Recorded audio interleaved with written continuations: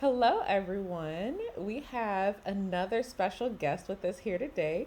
We have Dr. Robin Brewer. She hails from PG County, specifically Fort Washington, Capitol Heights, just all the PG area. She's currently an assistant professor at the University of Michigan in the School of Information. She has a bachelor's of science in computer science and Spanish from the University of Maryland. She has a master's of science in human centered computing from the University of Maryland, Baltimore. I'm gonna say it again.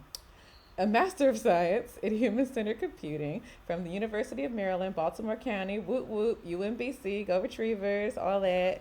She has a PhD in Technology and Social Behavior from Northwestern University. She's been a visiting research scientist at Google. She received the Presidential Doctoral Fellowship at the University of Michigan. Whoop whoop, go Wolverines. I'm just saying, she's gone to all the good schools. She's from all the good areas. I mean, I'm partial. Currently, she co directs the Accessibility, Human Computer Interaction, and Aging, or the AHA Lab.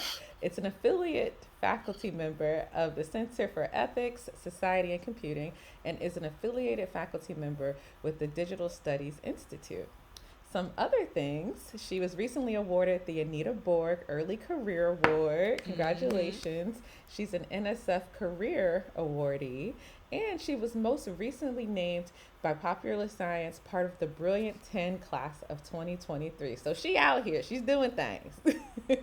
In the past, she's interned at Microsoft, Facebook, aka Meta, as well as IBM. She also self describes as the chillest, the okayest CrossFitter, but her videos and pictures show otherwise. She's participated in an Olympic lifting competition. That sounds like more than okay to me. She's also been on every continent, yes, including Antarctica, which is really cool. She enjoys reading and cooking, and she loves to organize a good writing retreat. So, welcome, Robin. Thank you. I'm excited to be We're here. excited to have you. Yes, thank you for taking time to be here. Yes, absolutely. I was trying to think back. I was like, when did I first meet Robin? And I feel like you were still at UMBC, I think. Do you remember I by any think chance? so. I think this might have even been the first time I met Sheena too. Was it a Oh Tapia? man, I remember some hotel Yeah, I room with feel a like bunch of black Tapia. people complaining about grad school. That's how these things I usually mean, start. loving I grad think you're school, right. right? We loved it. Yes. No, don't make up. We don't make up the truth here. Discussing, let's say discussing. Yeah. Or, Yes, yes. discussing. We'll say discussing.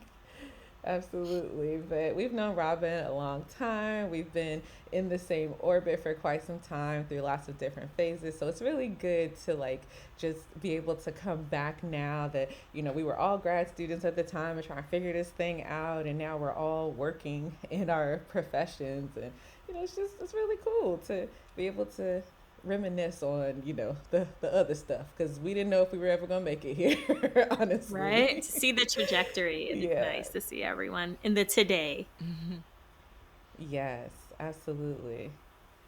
So thinking about the today, did Robin that was in Fort Wash and in Capitol Heights, did she see herself doing this, growing up? So like, what did you want to be when you were growing up? Like, did you see yourself here at all? Well, it shifted. At some point, I did want to be a teacher in elementary school.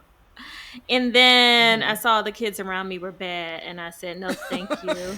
Wait a minute. And I switched my decision to something in art or design or graphic design. Um, and then I got to college and said, oh, maybe I'll be a programmer. And then I said, no, thank you to that as well. Uh, and then landed on the research part at some point, but never would I have guessed that I would have been a professor. Even when I said I wanted to go to grad school, I did not anticipate being in academia. Many things have changed since then, so happy to get into it later. But no, I would never have guessed. Were you like the smart and like super applied kid then, as a little kid? As a little kid, that also shifted. You know, I got things done quickly. I mean, that's still the case.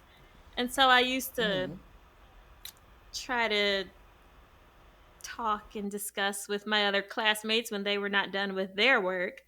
Um, and so that led to me taking a test and skipping a grade. Got into some fights, you know. I cannot imagine you in a fight. What? I don't see this at all. It was because I hit puberty first amongst many people around me, and so that made it easier to, you know, you had to establish my dominance. All right. Until they hit puberty, and then we see I was shorter than CrossFit everyone. Robin comes from. Okay, you know. Yep. But I would say I've been fairly applied as a student, fairly focused and determined. I mean, I think it's different to be like not challenged in school, right? So like you were focused, you were just bored, and I think essentially that what happens was with happening. A lot of us, where it's like if we're not challenged, I mean, I need something to stimulate my mind and my interest, like while I'm here. So I'm gonna talk to you. Exactly. That's what happened. That's why I had to go to another class, a whole other grade. Yeah, I wish they would have done that with me. I was like, the teacher just gave me everyone's work to grade. Like, oh, you finished? Now grade it. So serious. Oh, you were trained from a young age. For real. I was in second grade taking home papers to grade. I'm like, thinking back, I'm like, this should not be legal. That's the turning point. I skipped second grade. So I had started second grade and they're like, oh no, she's very bored. And then a month in, they said, no, you're going to the third grade. So good old Apple Grove Elementary. Shout out to Apple Grove. Okay, Apple Grove. Shout out Apple Grove. Yeah, they stopped skipping people in my elementary school because, like, they had skipped, like, 3 or 4 kids that weren't doing well. And I'm like, why y'all had to mess it up? Why y'all mess it up? You say that now, but then I was always younger than everybody else, so that part wasn't the best. Yeah, and I was already younger than my class because my birthday was in December. So then I was going to be in a whole nother class almost 2 years younger than everyone. It was probably for the best that they did. It worked out. Still, the opportunity was there. It worked out. Because the maturity thing probably wasn't there. Were you also an athlete back then, Robin? Oh, I was sweat averse until the mid-grad school. Yes. I did not. The only reason I went to the gym in undergrad at Maryland College Park was to get smoothies. They had a really good smoothie situation. I cannot with you.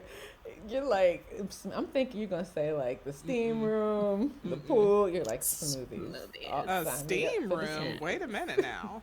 That's fancy. I don't even know we had that. See, I didn't venture that far into the gym to even know we had that. She stopped in the lobby. Right. Like, I'm sure there's stuff back there. I'm just not concerned with it. Exactly. So, no, I didn't know sports, unless you count marching bands in high school, which was a lot of running. That counts. That was so much running. I don't think I've ever ran that much in my life. Clarinet.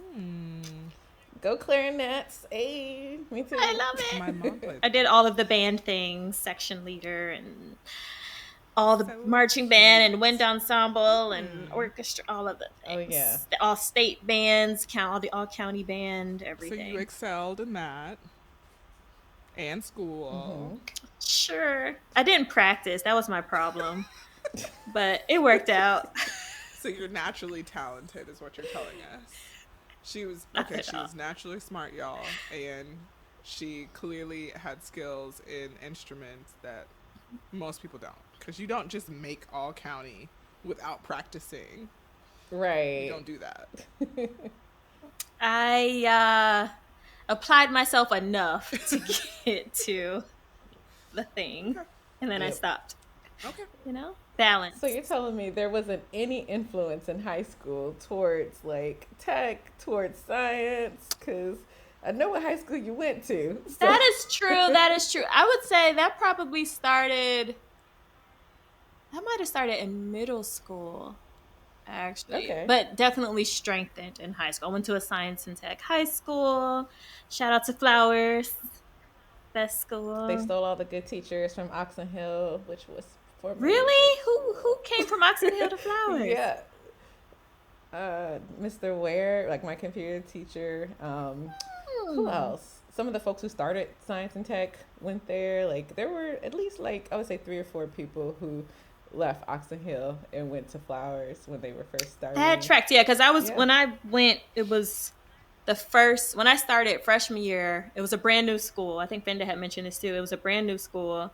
Mm-hmm. And my year was the first year that they had all 4 grades because they would only admit 1 grade at a time until it was a full school. So my year was the first year there was 9th through 12th grades. It was pretty new. But it was, yeah, I went to a science and tech high school, got into computer science there. Mostly I just wanted an excuse to play on the computer all day.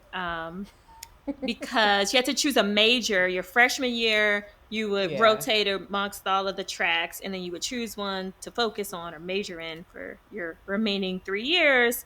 And this is around the time when it was like Zanga and MySpace was about to come out. Facebook wasn't a thing yet. Black Planet. Yeah, all of those things, Neopets, all of the stuff. So I was like, oh, I would like some more time on the computer. Let me major in computer science. And that's how it really started. I feel like we're like very close in age, and I'm just like, I don't even know half of the things that she just said, and so that tells you like how like away from computer and tech I was, but interesting. Yeah. It was fun. Did you do any like clubs? Like she was in marching band. She was busy. What was it? Odyssey of the Mind. That's right, marching band, but no like nerdy clubs. Like, Odyssey of the Minds and It's Academic and all that. I don't think they have It's Academic outside of the DC area. I don't know what that I did. There was something in middle school. I can't remember. It was all about like puzzles. We would go to competitions and do these in-person like strategy things. I can't remember the name of that. But in high school, other than all of the bands, I did debate for a semester, or I guess half a year. I don't know, maybe a quarter. I was not interested. And then I did NSBE. I was in NSBE in high school. Did PCI, NSBE Junior, PCI things. That might have been mostly it, because I don't think I had time outside of band, and then all of the church activities, because I was still leaving school at 6:00 and then going across town to Fort Washington to church and doing all those activities, so there was no time. So you were busy. A little busy. So you stayed pretty close when you went to undergrad? It was like the neighborhood college, although it felt like being in a completely different land. How so? Because University of Maryland, College Park is in PG County, which is a Black people mecca, but the university itself is a predominantly white institution, so it just felt very different being in classes. Let's say this. My computer science class at Flowers in high school was very different from the makeup of my computer science classes at Maryland. So that was kind of a shock going into it, especially being, 20, 30 minutes away. Yeah. Yeah, it's like Oz. You were like, where y'all come from? Like, because literally the entire rest of the county does not look like the university. Exactly. But it was super helpful to start off at a place like that in high school. Demographically, people were similar to me, because the people that I saw in undergrad who their first computer science class was the opposite, I saw them really struggle to stay within the major. And I had gotten some of the basics and the foundation, at least of the first half of CS1, essentially 131, intro to programming. The first half of that, I had gotten a foundation in high school, so that was a little bit helpful. So you were like already affirmed before you could get to college and have some what do they call it? Some humbling experiences. Exactly. You were like, no, I already know how to do this. I've done it before. Right. Or at least I have some exposure to it. Even if I don't already know how to do all of the things, Yeah. I have some exposure to it, and that helped. Oh, that's I never thought about that. No, I think about it all the time. Because, like, even just having had, 6 weeks of exposure to coding as like a transitioning student in a summer bridge program, I think it helped me tremendously, like, just understand how important, like, syntax is, and, like, just that you don't have to know everything. Because I feel like there's this idea, like, when you first start out in college, if you don't know everything, like, you're gonna fail. And then you're, like, hit with I don't know everything. And you feel like everybody else knows everything too. It's like, not only am I supposed to know, if I don't, the whole world knows it, and they're in on some joke that I'm not. So, And what I quickly found out, I mean, in undergrad, computer science was very much do this by yourself. Yeah. Nobody else can help you, which is not realistic at all. Now that I'm on the other side of things and have worked in different companies, that's not realistic. I was going to ask that. Like, did you, in your classes, like in those intro coding classes, were you, like, doing paired programming? Were you in groups, or was it individual? But it sounds like it was an individual journey. It was very individual. I mean, what helped was, of course, Nesby in college and seeing people who had gone through those classes. And we quickly found out that everybody else was sharing examples of exams, and that's how they knew what was going to be on the test. And we did not. And so this was probably the end of my sophomore year that I figured this out. And we had all kind of test banks that helped, and study groups, and tried to work on projects individually but together. So yeah, once I learned how to play the game, and it's crazy how they try to make you feel like, oh, if you can't get this by yourself, something's wrong with you. And it's like, no one's doing this by themselves. Everybody has the benefit of some kind of prior knowledge, prior exam, prior friend that was in the class. So exactly. That's real. That's so real. So why Spanish?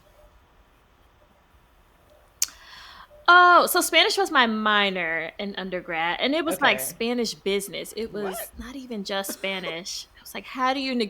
I didn't know that was even a thing. I didn't know either. Why Spanish? I think I just started taking it in middle school, maybe the last year of elementary school. The middle school, and then 3 out of 4 years in high school. Like, I took all the Spanish that I could possibly take in high school, and they ran out of classes for it. So I might as well do this as a minor. Maybe I will be bilingual. I am not bilingual. So I just learned a lot of vocabulary that is useful on Jeopardy or going to countries to read menus. Food, I mean, that's important. How to find the bathroom. Did you ever study abroad? I did. Oh, yeah, how to find a bathroom. Oh, yes, how to find a bathroom. I know how to order a bus ticket in Spanish, miss the bus, and then order another bus ticket. So that's great. But yes, I studied abroad in Spain. I studied abroad in Madrid for a month after undergrad, and I did a program. Most people would do it during the semester, but with computer science, I could not go abroad and do computer science courses that would have counted for credit. So I decided to wait until after I graduated and then did a program there. So that was nice. That was fun. Nice. That's really cool. So during all of your, sorry, I was going to ask 2 questions at the exact same time. So we'll start with your time at Maryland. You mentioned how, coming in, you had some background knowledge, so that helped you. But, like, did you have any difficulties during undergrad? And what did you do to get yourself out of it? I know you mentioned, like, study groups and things like that, but were there any other things that you did? Yes, I had difficulties. I learned the true meaning of C's get degrees. It was great. Hoping, praying for a curve. I was a student who would always go to office hours if I was lost. And I think because I had technically started my computer science courses a semester after my first semester in undergrad. I mostly did math and kind of the core courses in the first semester, and it was Calc 1. And I had never taken any calc before, then pre-calc, of course. I hadn't taken calc before, but I went to office hours almost daily, and that I did well in that class. So from going to those office hours in math, I kind of applied that to everything else in computer science. And I would, even if I was doing well in the class, I would still go to office hours. If I was not doing well, I would still go to office hours. And even when I wasn't doing well and going to office hours, I'm like, what is not clicking? I do not understand. I'm doing all of the things I'm supposed to do. So, just some classes were better for me than others. Mostly I did better in the math and theory courses than the programming courses, which is odd. Very interesting. It's usually the other way around. People hate the theory. Yeah, usually people hate those classes. Yeah, like algorithms and discrete mathematics, and I did much better in those classes than the actual programming courses. But I think because I needed that collaboration in programming courses. So me and my other friend, his name is Rob. Shout out to Rob, Team Rob. Neither one of us wanted to pull all-nighters. I've never pulled an all-nighter in my life. Throughout undergrad, grad school, I like sleep. I love sleep so much. It's so great. So I would like to be done working at the latest by 9 o'clock. Nice. In undergrad, I wasn't a late person. He would like to go out. Sorry, Rob, if I'm telling my business. Like, you go out and party, go out, have a good time. And that was perfect because then I could go to sleep. I would wake up early and hit the morning office hours. He would come in the afternoon, hit the late office hours, and we would compile our knowledge of what we learned from the TA to figure out how we should approach the project. So the collaboration worked more towards the end once I figured out a system for it. But yeah, I did not do well in every class in computer science. I was just more so stubborn and wanted to get it done. But somehow through all of that, you decided, I want more school. And I'd also like to focus on technology with the more school. So take us through your path to deciding that you wanted to continue to grad school. Yeah, that's interesting. So I actually was motivated to go into grad school from research that I did as an undergraduate student. And I found out about this research experience from all types of, let me rephrase that. I found out about this research experience from a psychology course. So in psychology, learned about human-computer interaction. They were describing it as a mix of computer science and psychology and design. And I said, oh, those sound like things that I am interested in. And so I volunteered as a researcher in the human-computer interaction lab at the University of Maryland, the end of my sophomore year, junior year, and senior year. And so that was really interesting. You got into research early. Yes, quite early. Early exposure. And all of the PhD students there, who were PhD students at the time, who are now like off doing amazing things as tenured senior faculty and in companies. Once I said, I want to do a little bit more of this, I would like to be a researcher in industry. In the human-computer interaction lab, we did a lot of participatory design work with kids. So we would design technologies for kids with kids. And it was almost like a consulting-ish style research experience where, like, being in proximity to DC, places like the National Park Service or the White House would come and ask, hey, we want to design this portal for kids. How should we design it? We want to design this website for kids. How should we design it? But we also had experiences. So cool. I know, it was really fun. We had experiences where there was like Nickelodeon who would come in or Google who would come in and be like, hey, we want to learn how to do this for kids. And so I wanted to do the research side of that in industry at a place like a Nickelodeon or Google. So all of the grad students, PhD students there were like, oh, you should go to grad school to do this. That's the best way to learn how to do this research more systematically. And I said, sure, I'll go to grad school. So they were instrumental there. Actually, grad students and postdocs at the time. So shout out to Tammy, shout out to Quincy, who were at Maryland as postdocs. That's right. Tammy and Quincy were there at that time. That's cool. That's really cool. Yeah, so decided to go forth into grad school in the human computer interaction, human centered computing side of things to do that as a career.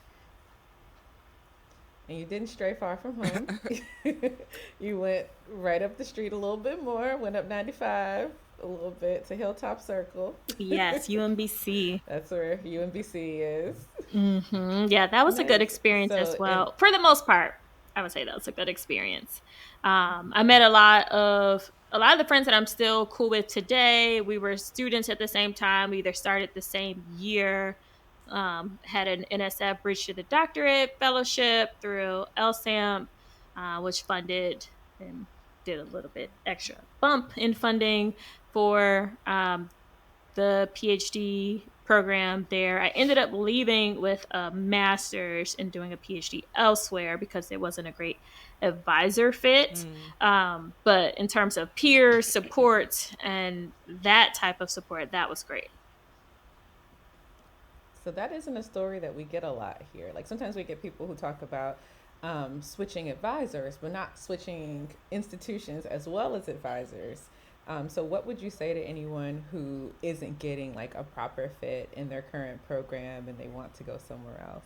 It is possible. There are so many other programs out there in the United States, in the world, to be able to switch to. I think people understand, especially now that I'm on this side as an advisor, I understand that sometimes the fit might not always be great, or what the student came in saying that they wanted to do, they no longer want to do, or even the faculty members' interests changed. I wouldn't see it as something to be embarrassed about. It was more so like, oh, I know I want to do this type of research and this is not the best place for me to do that. So I'm going to go over here where it's a much better support system. So I wouldn't say it's nothing to be embarrassed about, but more so acknowledging it before it's too late into your process. I figured this out about a year and a half in to my PhD program, actually more like a year in, and then finished up the master's in the half a year and was trying to figure out the next steps the other half a year. So I spent 2 total years there, but that was relatively quick. Other people I know who have done something similar to that, either at the same institution or other institutions, they might not figure it out until year 3, year 4, and that significantly prolongs the PhD timeline. When you switched, did you like enroll directly into the PhD program then? Were you just like a straight, because you know, like some programs it's like they want you to do your master's first and then they'll admit you into the PhD. So yeah, that was one where a master's was not required first. People could get their master's along the way, but since I already had a master's in a very similar field, I was like, oh, there's not a significant benefit for me doing that. But yes, all of the students in that, actually, did any of the students have master's degrees? So after UMBC, I went to Northwestern. In my cohort, there were 4 students, so 3 others except for me. So it was a very small cohort. One had a master's degree and the other 2 I don't think had master's degrees. So it was a mix of students entering the program too. were they able to like waive some of the courses because you'd taken similar courses, or did you have to start over with coursework? Okay, she's shaking her head. I had to start over with everything. I had taken and passed my qualifying exams. I had finished coursework, and I had to start all over because nothing counted from starting at one PhD program and then going to another. It wasn't a transfer. It was just a new program. Okay, so like were the courses similar though? Like were any of them like overlapping at all, or was it like this content is like brand new? I think some of the content in the courses were similar, but the exact courses did not I line see. up Yeah. with one another because they were slightly different programs. One was a human-centered computing program. The other was technically a combination of computer science and communication studies. So they had very different Right. types of And that's courses. what you got your PhD in, the latter. Mm-hmm. Cool. I was wondering, out of like all the universities with all the computing and HCI programs, what landed you at Northwestern? Like, what made you choose there?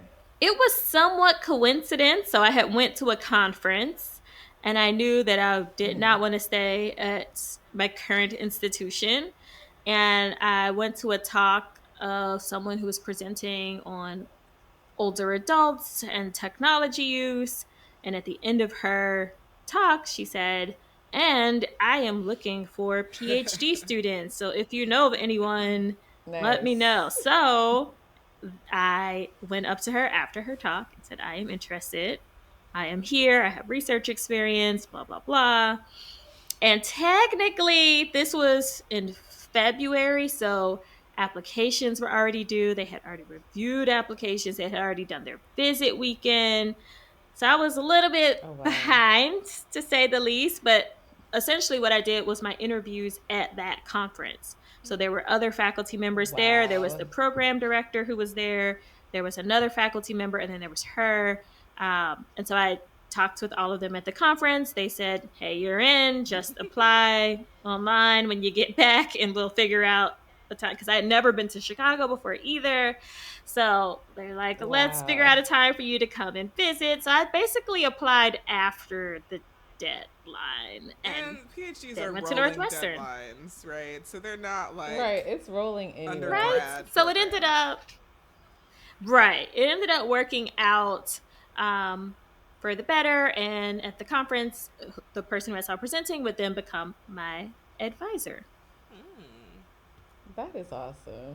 And that's just also a way to just show people, even though you might miss the deadline, one, when something's for you, it's for you. But also, two, if you don't ask, you don't know what rules can be bent, what deadlines can be massaged, what processes can be, finagled a little bit. So don't just take, oh man, I missed it as something. Like, you ask people, hey, what can we do instead? Like, is there a way that I can get here? I'm a Because, fan of man, asking for that's, the things. I always ask. Like I told somebody, I have mm-hmm. even negotiated for a discount at Best Buy on a TV. I will ask if there's a discount or a workaround or a way. Because you Yes, never because you know. never They might just say know. no, and then you're still You in the never same know. place where you were going to be anyway. Ask and you shall Yeah, receive. that's right. Ask for exactly what you want, and not don't leave it open ended. Like, what can we? No, can I have this thing right here? Mm-hmm. Exactly. I like it. I like it a lot. So transitioning to Northwestern, one, you were far away from home, hadn't been to Chicago, but like, was the grad student experience similar to Maryland, or being in a major or concentration rather where you focus more on communications? Were the people a little bit more normal? Like, what was that like in terms of like your transition and your community It there? was a great experience. I think because I didn't have any family there, or really, I think I only knew two people there in the entire city before, and it was Oh wow. more acquaintance based. I was forced to go out and find a community and a network and sign up for all of the things and volunteer for the things. So that's what I did. And it was a great experience. I love Chicago. I loved my grad school experience. People in my cohort, we had a kind of a sister program, which was like my program, but without the computer science part. It was just the communication studies part. So they were kind of our cohort as well. I did all of the things there: Black Graduate Student Association and president and NASB, and volunteered at a senior center while I was there. I did a lot of things in Chicago, and it was a lot of fun. I lived in Chicago rather than in Evanston, where the university was, just Mm-hmm. because there was more to do, and I am a fan of city life rather than places where things close at 8 p.m. So yeah, it was Right. it was a fun experience. I think I met you when you had transitioned into grad school at that point, at that level. So I remember you being happy, and I was miserable. So I was jealous, honestly. I was like, she's so happy. No, I remember being at the conference where Robin's like, I need to get out of this school. Yeah, I think it's just being like, all right, let's figure something out. because was that UMBC, right? Yeah. Yeah, when you were still at UMBC. I gotta go. Yeah. But then at some point at Northwestern, I was ready to go as well, mostly because in my head, I said, all right, I'm going to have 4 years in graduate school. But because I was already at UMBC for 2 years and I had finished coursework and qualifying exams and had to redo them, about 2 years into Northwestern, I was ready to go too. I was enjoying it, but mentally, I was like, all right, I just repeated the same thing that I had done 2 years before. I'm ready for something else. I'm ready to graduate. So even then, I was still on my own little 4-year timeline at Northwestern, even though I had to start over again. Did you finish in 4 years with that program? Mm-hmm. Yeah, I was done in 4 years. I was probably, I guess, technically done. I had done 2 internships during that time. So technically, I was on campus doing the work for about 3.5 years for that program. Okay. So what was it like doing an internship during your graduate studies? You know, we know what it's like during undergrad where you're, you know, mixing it in with summer, but did any of that work like mix in with your research? Was it completely different? Your advisor say you better get back here and do some research. You know, what was that like? Surprisingly, it was smooth. So the first internship I had was at Facebook, like after I had already transitioned to Northwestern. The first internship I had was at Facebook. And technically, PhD students are not supposed to intern during the summer of their first year because we're doing a lab rotation situation where we figure out who's going to be our advisor. So we work with one faculty member for 2 quarters and then another faculty member for 2 quarters, which overlaps with the summer. So I couldn't intern that summer. I had gotten the internship offer, but I couldn't actually do it that summer. So I had postponed it until the winter of the following year, because my very first winter in Chicago was polar vortex winter of 2013. That was your first one? Yeah. Oh, so bad. And then after that, welcome to Chicago. Essentially, before I got there, before winter took place, everyone said, oh, it's not that bad, you know. They were lying. They were definitely lying. It was that bad before then. Because it gets the lake effect snow. Yeah. Like, it was that bad before Chicago gets some lake effect snow, but what they were in the area, what they compare it to is Indiana, like northern Indiana. The south of the lake gets significantly more. So they're like, oh, it's not that bad. Indiana is much worse.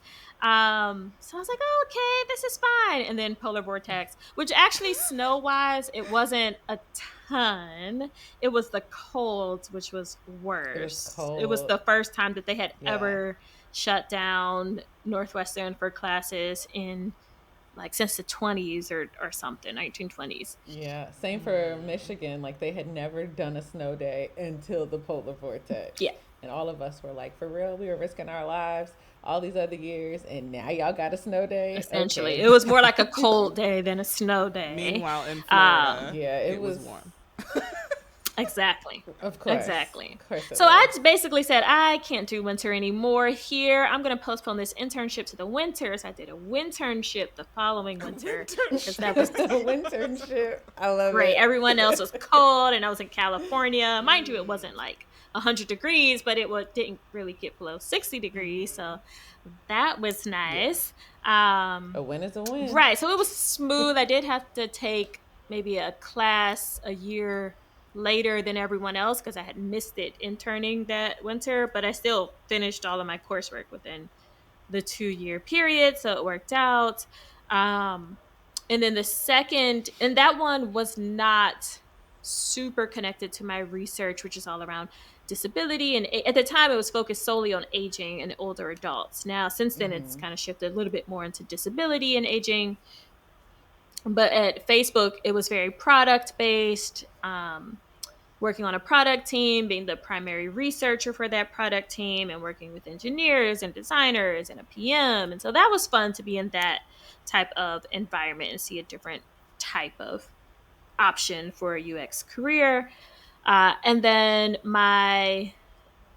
between my third and fourth year, I believe, I had interned at Microsoft Research. I had already been working with my manager at the time, Mary Morris. Shout out to Mary.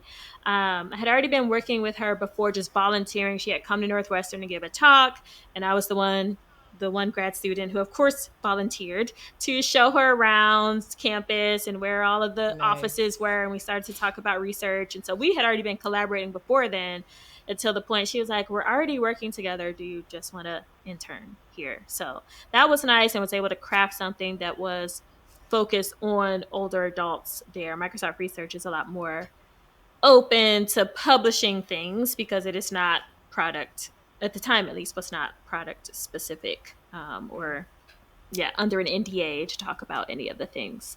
So that was a great experience. I was able to publish some papers there, connect, meet folks who I'm still in contact with today, who used to work there, who currently still work there. So yeah, those internships were great.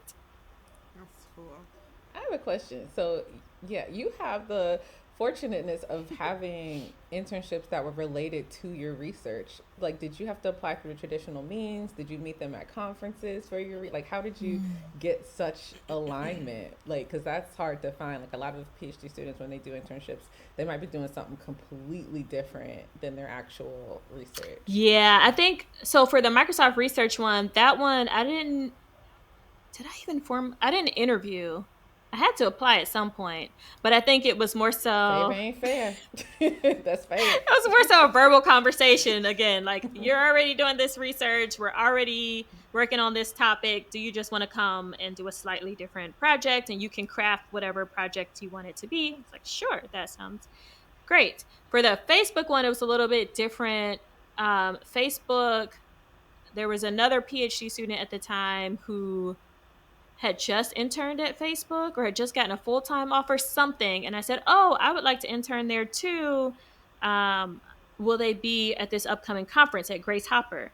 And she said they would be. And I did my interviews at Grace Hopper. I think this was Minneapolis, I want to say. I did my interviews at the Grace Hopper conference. It was like a day one and then a day two, and got the offer. I think I got the offer there as well. So that was a little bit different. That was through conferences, and it was still in this general area of human-computer interaction and UX, but it wasn't my specific research area. Before I got to Northwestern, when I was still at UMBC, I had interned at IBM and IBM Research, and I got those through the NSBE convention. So shout out to NSBE, all of the things. So but yeah, half were through conferences. It sounds like you need to be places. To meet people, yes, to find opportunities, to be able to, like, get jobs. Yes, conferences have been amazing for many of the things that I mentioned, from internships to getting into a PhD program, not applying. So conferences for me are great. And it also helps on the other side. If you think about these people who you are applying to work with, they get hundreds of applications. So for them to be able to put a face to the name when you apply makes it a lot easier. So do you consider yourself an introvert or an extrovert? Oh, I am definitely an introvert. Oh my gosh. So wait a minute. So you're going all these places, meeting all these people, being in the room where it happens. Like, you're doing all the extroverted stuff as an introvert. Like, I'm trying to understand. Like, I know that there are people called introverts who exist, and I'm trying to understand them. And I know that they say they don't like talking to people, and that, like, networking, like you described, that you've done so much and so well, is difficult. So how did you come out of your introverted ways to do I didn't. That's the best part. I like, if there's a very specific ask, I can answer it. Right. So at the end of who was now my PhD advisor's presentation, she said, I am looking for PhD students. I went up after and talked to her about that. If she had just presented, I would like to be PhD yes, student. I would like to do that. If she had just presented and not said anything, I probably would not have gone up to her afterwards and networked. Or at a career fair for NSBE, there's a goal in mind to get a job. They are there to hire you. You're there to get hired. So it's very easy to go up to a person and be like, I would like to get hired, because that is their goal. So I am still an introvert. I even tell my students today, my PhD students today, when they go to conferences, they're like, how can we network and do all of the things? I said, well, when I was a PhD student, all I did was hang out with my friends. That is all. I did not want to meet new people. If I met one new person the entire conference, that was a win for me. And essentially, I would just be introduced to the friends of my friends or their advisors, and that is how I would get introduced to people, because I hate the going up to someone and asking them, so what do you do? What are you interested in? / I hate when people do that to me, because I say the same thing over and over and over, and I'm like, we can sit here and talk about things that are not related to work. That would be fun too, right? So yes, I am still an introvert and have been for years now. It's just harder to hide it now, I guess. People think I'm an extrovert and I am not, because this strategy of meeting one new person every conference has worked for many conferences. So now I know many people. That's a great idea. I mean, it makes sense. The math is math. I think Kyla and I are just like the people who would be like, I really like that presentation. I'm going to go introduce myself. Like, no one has to ask me anything. I'm just going to go say hi. Yeah, there does not have to be a concrete objective. It's like, hey, you talked about this. I like this too. Let me tell you about how I like this. I like the idea of that. I just, myself, would I do that? Like no. Okay, I think we have a way to figure out if someone's an introvert, Kyla. Yeah. I feel like we can ask this question of people and see what their response is. Like, would you just walk up to a random stranger and be like, I like that thing that you just said? Exactly. And people like, love to talk about themselves and what they've done. So never. I would never. Like, absolutely okay, not. so now you are faculty member extraordinaire, winning all the awards, early career, this and that and whatever. And the third. And you have your students and you move to Michigan. Yes. Michigan. Was that easy? The Midwest. Were you just like, you know what? I have all these options of faculty positions. I'm just going to pick the one that I like the most. I initially going to go to the place that was the warmest. And I think I started to realize maybe I should go to the place. Well, one, I chose Michigan because it was between family location wise. So I have some family in Ohio, I have some family in Maryland. And so that was the location that was the most ideal to kind of be in between the two of those. And then I wasn't planning to stay, so that was helpful. Right, because you started with the postdoc. Right, I did the president's postdoc. I said it's only 2 years. I could do anything for 2 years, and then I can move someplace warm after that, because I really love heat. 90 degrees, 100 degrees, great. But then I started to like my colleagues, and then realized that there were many things that made life much easier at University of Michigan, and then I eventually decided to stay. For now. Haha, just kidding. Like what? Tell us how Michigan's so great. What? No, we're not talking about that. We don't have time for that. That's not what this podcast is about. Too many. It's not. This is not a Michigan podcast. We're trying to help the people learn about I think Robin. You're outnumbered. I think you're outnumbered. That's true. That's very true. So during your postdoc, like, are you doing similar research that you started in your postdoc? Also, like, did you feel like that was a good platform to get a feel for what it would be like to now run your own lab? Yes. So I actually wanted to take a break from my dissertation research for the postdoc. There were many projects. I've been keeping a running list of projects that I wanted to work on since undergrad. And so I went back to that list and I said, which of these projects is most exciting to me right now? Because I want a mental break from the things that I was dissertating on. And so then I I chose this project where I was interested in answering this question: what if blind people could drive automated vehicles? Now, there have been some research in that space already with the National Federation of the Blind and some other companies, but it was something where people kind of took a look at it for a couple of months and then moved to another topic. There was no real growth in that area at the time.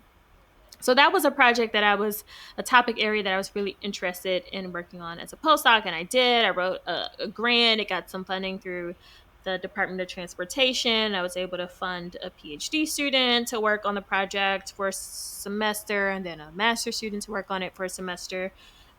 So that was fun, but then I realized why people weren't working in that space as much, because it has lots of policy restrictions that make it hard to make that possible. So, fun fact, if people are not working in the area, it might be a reason why. Or if they're not making any visible progress, there might be lots of progress behind the scenes. There might be a reason why. But it was still useful to learn how to write a grant, how to manage funding for a grant, how to manage working with master's and PhD students. Because previously I was, as a grad student, advising undergraduate and master students, and never a PhD student on a project. So that was super helpful. The experience was still positive and led to several published papers and a body of work, and just understanding a different space in the accessibility and aging community more. And then I said I liked my colleagues, which previously I had heard just many complaints about colleagues in different departments as a student, right? I'm like, oh, do these people even like each other? Oh, academia is going to be horrible. But I did like my colleagues a lot, and it did help for the president's postdoc program. You get a postdoc title, but you also get a non-tenure assistant professor title, at least within Michigan and the school that I was in, School of Information. So that meant that I could be a PI on my own grants, which wasn't always the case. Oh, that's great. Right. It was really great. I could go to faculty meetings. Now, I couldn't vote, but I was able to see faculty meetings and what goes on. What are the types of things people talk about? It's amazing. Yes. So amazing. It's my favorite. It was so interesting. Did you do that too? I did. And I tell people all the time, it was like watching reality television. Like, but better because like I actually know these people, and I'm not affected by anything that's going on here. I'm just here and listening. You're not invested in the drama. Like, you can be an observer. Exactly. But it's like I'm there. It's like live action reality TV. It was amazing. Yeah.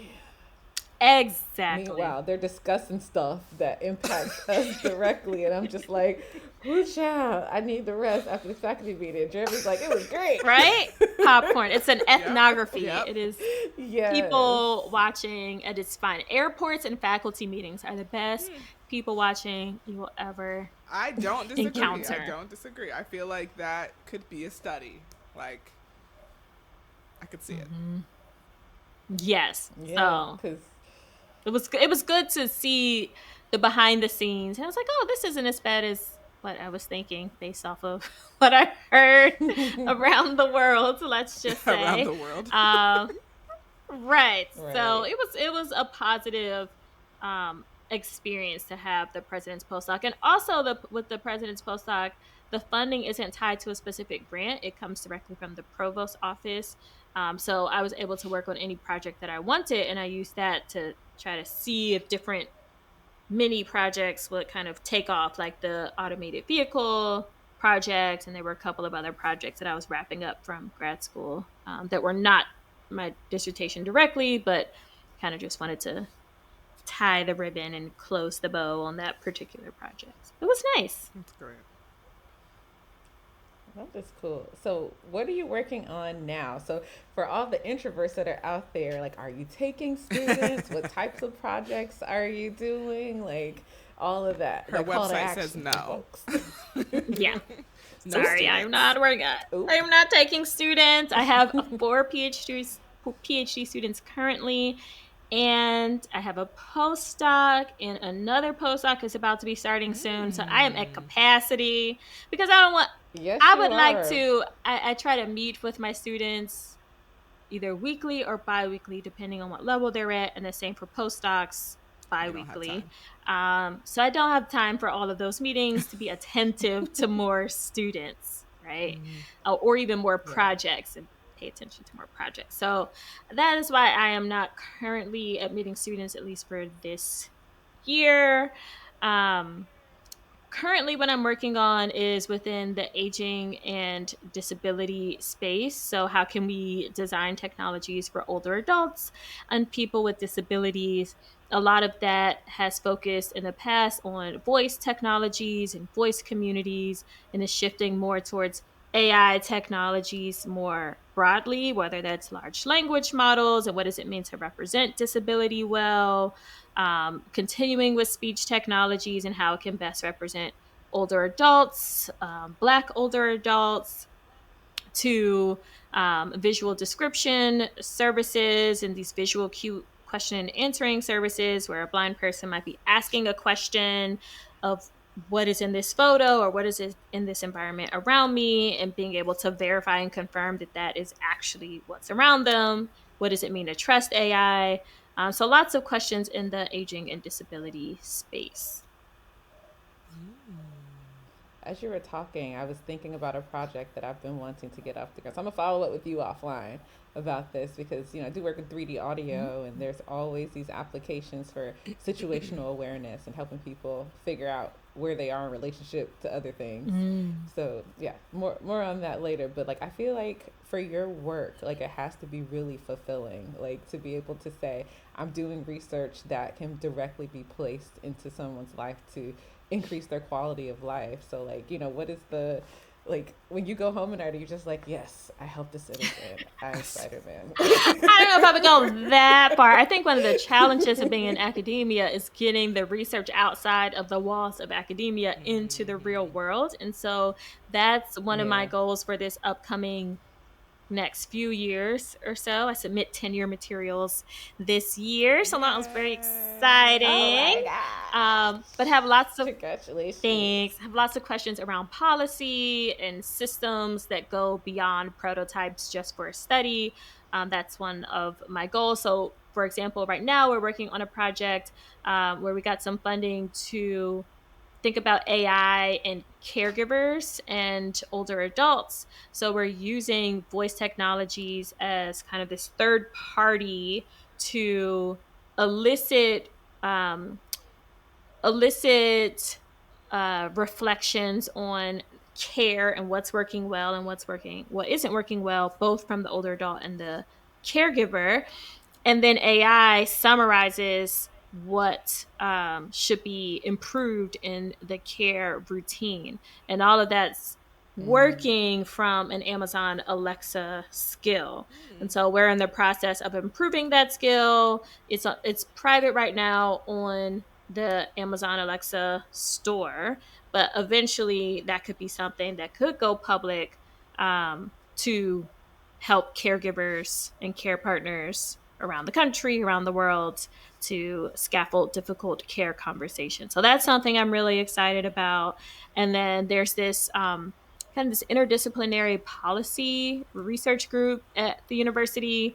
And I signed up to be an affiliate member because they have this policy camp that they do every year where they talk about what does it mean for your research to impact policy. So those are the things that I am very excited about, is getting beyond the walls of academia, which can sometimes feel like a very closed space. Absolutely.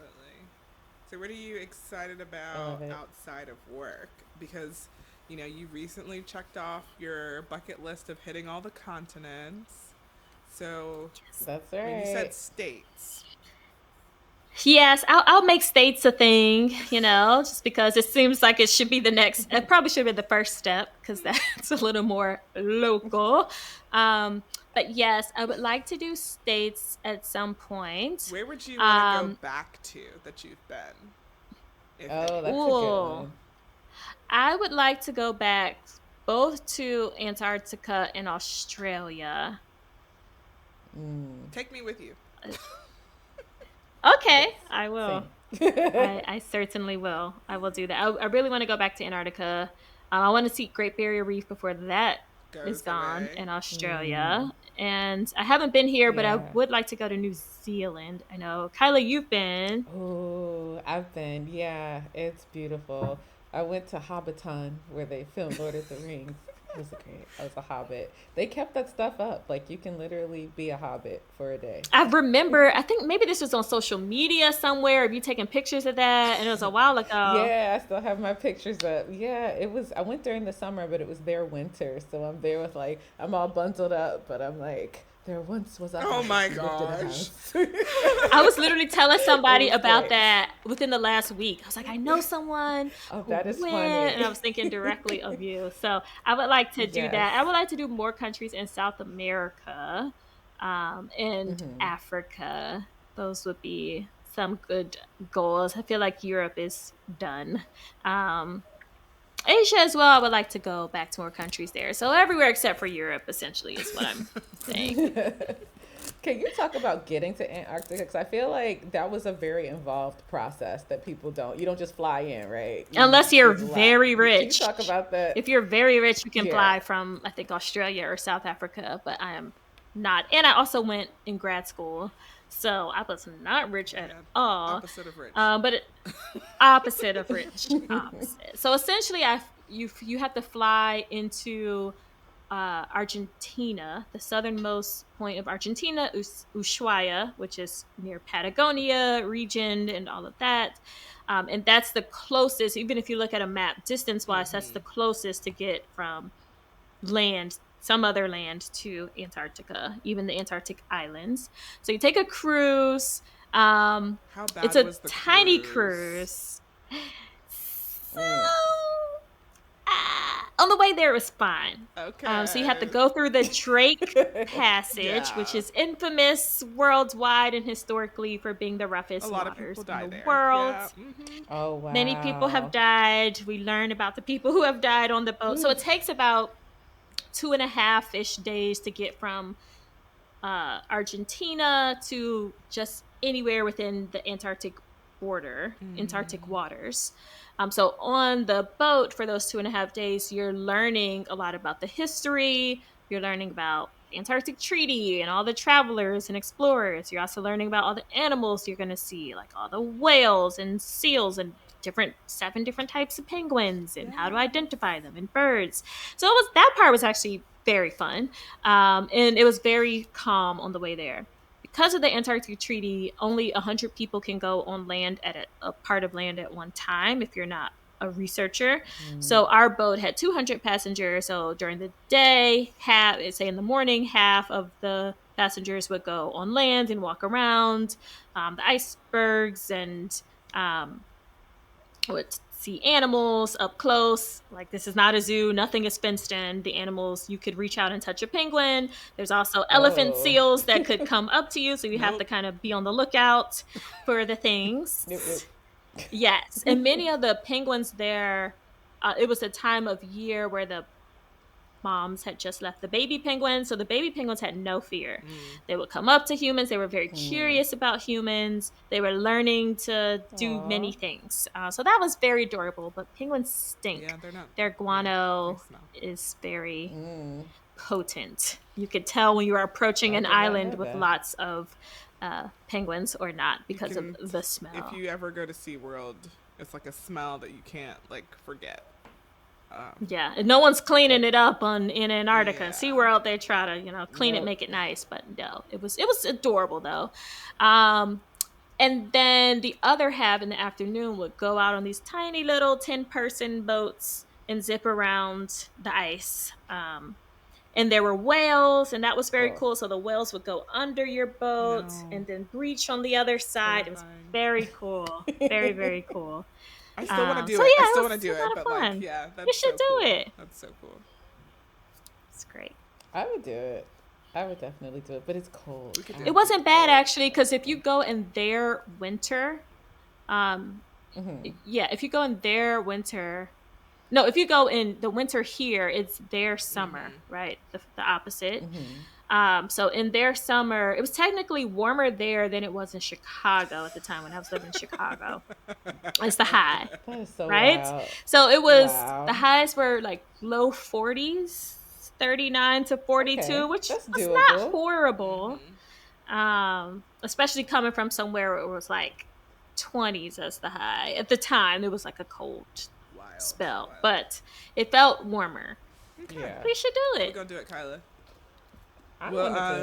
We'll do our own research study, right? And then y'all two can be the computer scientists. That brings us there. I'll do some science communication stuff, and we'll, contact some scientists in Antarctica to figure out how we can support what they do. I love it. Great. I like it. Okay, so go ahead, Kyla. I was gonna ask a conspiracy theory. Oh my gosh. So you know how there's all these conspiracy theories around Antarctica. You have people on your boat that were like, I'm here to find the undersea bunker that's supposed to be here, or I'm here to get to, all these other, or that the idea that there isn't even an Antarctica, that is just a flat we Earth, gotta go. there's an We don't ice have time wall, for this. Surprisingly, no. Everyone was super nice and just wanting to learn. I think there were a couple people who had been there before, but no, thankfully, no conspiracy theorists. Although, when you talk about research, I did meet someone, not on the boat, but this was back in Chicago. If you're thinking of a research topic, there's a network science researcher who studies closed networks, and Antarctica is the best place because once you're there, especially if you're there in their winter, no one's in or no one's out until the ice breaks. So you're stuck for like 6 months. So they were there for long periods of time. If you're looking for research ideas, there's one. Okay. That's true. Well, this has been a pleasure talking to you about all your adventures and things. How do people find you, look you up on the internet, get in contact? So finding robinbrewer.com is my website, and then I'm on, let's call it X, I suppose, @_RN Brewer. And I'm going to say this because it's going to force me to use this. You can find me on LinkedIn, which I have not been using, but I would like to start using more. So website has my email address if you do want to contact me. Yay. Thank you so much, Robin. Yeah, thank you, Robin. This is so good. We in the middle of the workday, y'all. I don't know if you know this, but we really appreciate you taking the time to tell us your story and tell all of our listeners, how you got where you are and what you're working on. Thank you. Thank you for allowing me to do so, and thanks for the invitation again.